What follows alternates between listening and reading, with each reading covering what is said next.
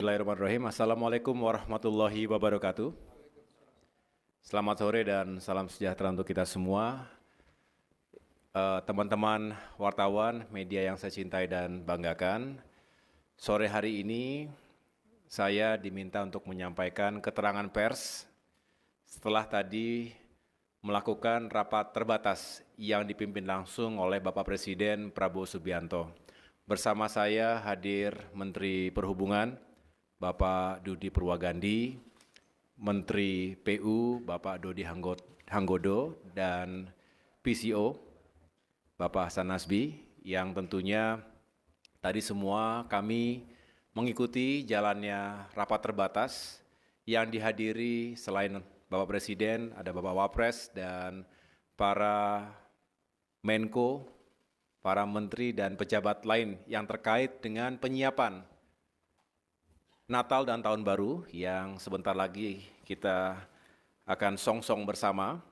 Yang jelas seperti tahun-tahun sebelumnya kita juga berupaya untuk mengantisipasi, mengidentifikasi berbagai tantangan atau permasalahan yang mungkin atau bisa dihadapi oleh masyarakat luas, terutama saudara-saudara kita yang akan melakukan mobilitas perjalanan di masa liburan Nataru yang kita prediksi akan mengalami peningkatan arus pergi, baik itu di hari-hari Natal maupun di Tahun Baru, maupun arus kembalinya.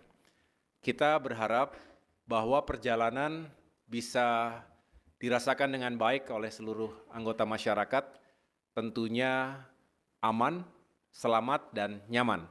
Oleh karena itu, tadi Bapak Presiden Prabowo menyampaikan dan menekankan kepada kita semua agar masing-masing kementerian dan stakeholder yang memang bertanggung jawab pada isu kelancaran, keselamatan, dan keamanan Nataru, terutama juga diantaranya untuk meyakinkan agar saudara-saudara kita yang merayakan Natal ini bisa beribadah dengan baik dan merasa aman dan nyaman. Tadi juga Bapak Kapolri memberikan penjelasan bahwa sudah dipersiapkan satuan termasuk personel Polri yang di-backup nanti oleh personel TNI untuk bisa mengamankan berbagai lokasi, apakah itu rumah ibadah, kemudian juga rute-rute perjalanan yang digunakan oleh masyarakat luas. Dari Menteri Perhubungan tadi juga sudah menjelaskan, melaporkan bahwa berbagai moda transportasi, baik darat, laut, udara, maupun kereta api, ini juga sudah dipersiapkan sarananya, termasuk prasarana pendukungnya, apakah bandara, dermaga, stasiun, terminal, dan lain sebagainya, ini benar-benar bisa mengakomodasi diperkirakan 110 juta masyarakat yang akan melakukan mobilitas, baik antar daerah maupun di dalam provinsi yang sama. Ini juga akan terus kita kawal, kita monitor melalui command center, posko atau posko yang digelar di berbagai titik yang memiliki kerawanan atau kerentanan terhadap situasi yang membuat traffic itu perlu dikontrol lebih baik lagi. Karena nanti diprediksi ada beberapa titik kemacetan misalnya, apakah karena memang itu rute klasik yang memang harus dipersiapkan, tetapi juga di samping itu kita juga mengantisipasi jika ada cuaca yang kurang baik.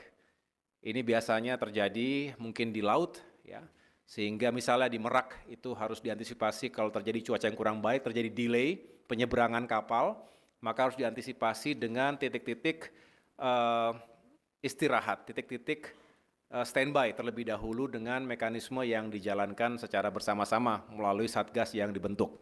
Dari sisi pekerjaan umum, tentu kita ingin meyakinkan agar fasilitas infrastruktur dasar termasuk jalan-jalan tol, jalan raya antar provinsi, jalan nasional, dan lain sebagainya itu juga benar-benar berfungsi dengan baik. Tadi Bapak Presiden bertanya apakah yang rusak-rusak itu sudah ditangani, dan Menteri PU sudah menjawab bahwa masih terus dikerjakan, saya ulangi, sudah dilupayakan yang terbaik, dan mudah-mudahan tidak ada kendala-kendala yang terlalu berarti, termasuk meyakinkan agar benar-benar para pengguna itu bisa bertransportasi dengan aman dan nyaman. Demikian yang dapat saya jelaskan. Selebihnya di luar dari koordinasi Kemenko Infrastruktur dan Pembangunan Kewilayahan, tadi juga dicek bagaimana BBM, ketersediaan BBM selama Nataru ini. Tadi Menteri SDM juga menjelaskan secara umum sudah siap dan tentu akan terus diantisipasi hal-hal yang mungkin terjadi terkait dengan ketersediaan bahan bakar dan juga listrik, suplai listrik agar sekali lagi ketika ada demand yang tinggi semuanya tetap terjaga dengan baik. Dari sektor perdagangan juga tadi dijelaskan untuk harga-harga bahan pokok diharapkan juga tetap stabil. Demikian yang dapat saya sampaikan terkait dengan hasil ratas terkait dengan Nataru tadi.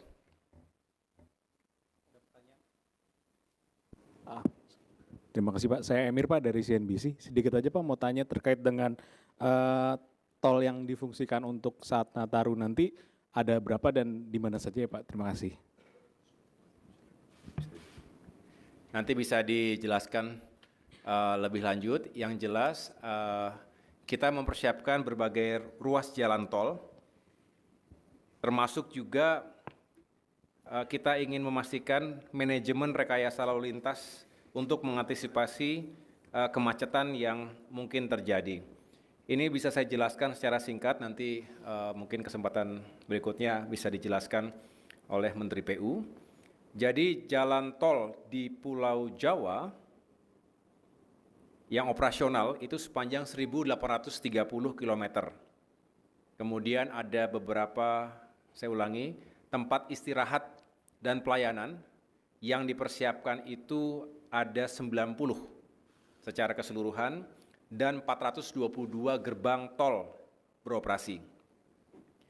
Kemudian untuk mendukung kelancaran libur Natal dan Tahun Baru, yang dilakukan antara lain yang pertama penambahan ruas tol beroperasi sepanjang 47,6 km di Pulau Jawa. Ini ada beberapa keterangannya apakah yang di Cimanggis Cibitung, Cibitung Cilincing, Solo Yogyakarta, Serpong Balaraja dan lain sebagainya. Kemudian ada juga yang sifatnya fungsional, jalan tol fungsional sementara. Nah ini kebetulan nanti malam kan saya akan bersama Bapak Menhub mencoba trek direct train dari Jakarta ke Yogyakarta. Kemudian keesokan harinya saya juga akan melakukan pemeriksaan bersama Menteri PU di segmen jalan tol fungsional khususnya yang menghubungkan Klaten dengan Prambanan, kurang lebih 8,6 km. Karena ini sifatnya belum 100% sempurna, karena sifatnya fungsional, maka memang ada beberapa yang belum sangat optimal. Tetapi kami ingin memastikan bahwa walaupun belum 100% bisa dioperasionalkan dan masih sementara sifatnya, tetapi tetap kita utamakan keselamatan dan kenyamanan masyarakat pengguna jalan tol tersebut. Kemudian yang lain-lain adalah peningkatan kapasitas jalan tol, ya, termasuk untuk Jakarta Cikampek, di mana pengoperasian tambahan 1 lajur ruas Jakarta Cikampek dari 3 lajur menjadi 4 lajur pada sejumlah kilometer yang nanti bisa dijelaskan lebih rinci di kesempatan yang lain. Saya pikir itu jaringan jalan nasional non-tol di Indonesia juga akan terus kita persiapkan sehingga masyarakat nanti bisa traveling dengan lebih baik lagi. Cukup? Baik. Tarif perjalanan transportasi umum selain pesawat, apakah ada juga yang bisa diturunkan atau seperti apa skema untuk biaya perjalanan masyarakat nanti? Terima kasih. Ya, terkait tiket, memang beberapa saat yang lalu sudah diumumkan juga kepada publik atas upaya yang dilakukan oleh Kementerian Perhubungan dan berbagai stakeholder lainnya, karena terkait dengan tiket pesawat misalnya, ada elemen aftur yang berpengaruh secara signifikan, kemudian juga penurunan jasa ke bandar udaraan, baik yang ditanggung oleh passenger, oleh consumer, maupun oleh maskapai, termasuk jasa pengelola bandara di berbagai tempat. Dan yang terakhir tentunya terkait dengan fuel surcharge. Jadi kita bisa menurunkan kurang lebih average itu 10% untuk tiket pesawat. Sedangkan yang lain-lain saya dengar tadi untuk kereta api Untuk direct train itu bisa mendapatkan pemotongan 50%. Inilah yang sedang terus diuji. Beberapa hari yang lalu sudah diuji Jakarta Semarang dan nanti malam saya akan ikut Jakarta Yogyakarta.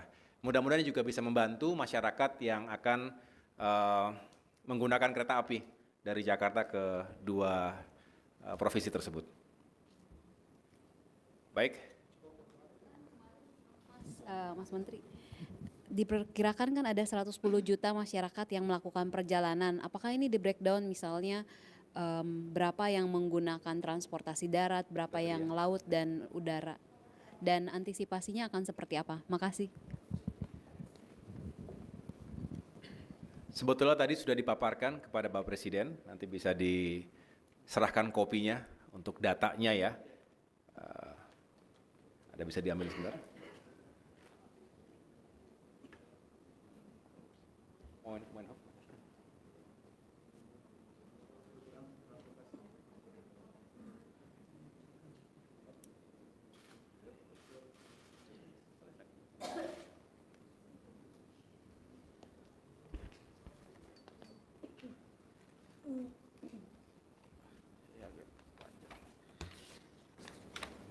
Baik, saya coba menjelaskan.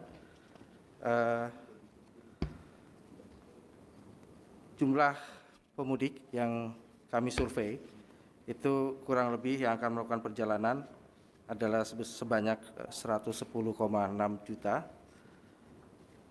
Kami memang terdiri dari beberapa moda transportasi, diantaranya adalah moda transportasi udara yang masih tergolong banyak, sekitar 8,2 juta. Kemudian transportasi kereta api 6,8 juta. Penyeberangan, terminal atau ke darat itu 2,5 juta, penyeberangan 1,6 juta dan pelabuhan 1,3 juta. Untuk detailnya nanti akan kami sampaikan juga kepada media mengenai jumlah yang akan digunakan oleh para mengenai moda transportasi yang akan digunakan oleh para pemudik. Kurang lebih demikian untuk penjelasannya. Ada lagi? Silakan, Pak. Nanti bisa di-share. Siap. Cukup ya, Bapak Ibu sekalian? Sedikit menambahkan aja Pak, tadi Bapak kan sudah menjelaskan soal adanya stimulus di bidang udara ya Pak, transportasi udara dan kereta gitu. Kalau untuk transportasi lain seperti di sektor transportasi laut misalnya penyeberangan feri dan perjalanan di jalan tol gitu, atau itu juga apakah akan ada stimulus serupa Pak gitu? Masih harga yang sama ya.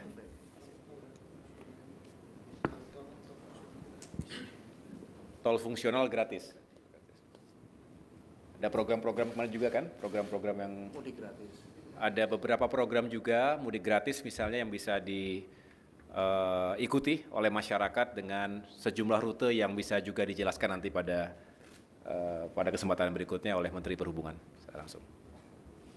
Oke, terima kasih teman-teman. Mudah-mudahan Nataru bisa berjalan dengan lancar dan kita semua diberikan keselamatan dalam melakukan perjalanan dan meningkatkan ekonomi secara bersamaan.